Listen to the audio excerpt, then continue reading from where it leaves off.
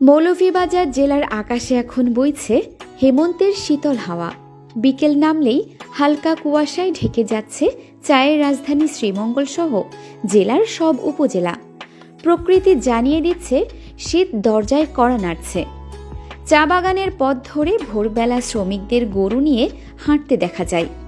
শিশির ভেজা ঘাসে তাদের পদচিহ্ন আর চারপাশে ছড়িয়ে থাকা কুয়াশা, সব মিলিয়ে এক অন্যরকম স্নিগ্ধ পরিবেশ।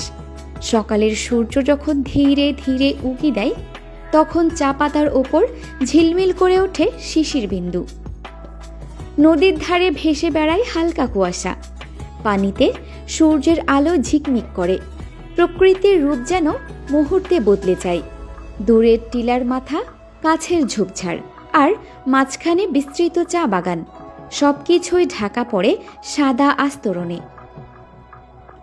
রাত নামলে কুয়াশা আরও ঘন হয়ে আসে। শহর ও গ্রামের রাস্তার ল্যাম্পপোস্টে পড়া নরম আলো, কুয়াশার মধ্যে ভেসে ওঠে এক রহস্যময় দৃশ্য।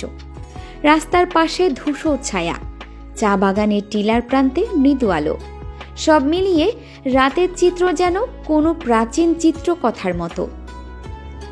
মৌলভীবাজার জেলার সব উপজেলায় এখন শীতের আগমনী বার্তা স্পষ্ট। বিশেষ করে শ্রীমঙ্গল, কমলগঞ্জ, বড়লেখা ও কুলাউড়ায় পর্যটকদের ভিড় বাড়ছে প্রতিদিন।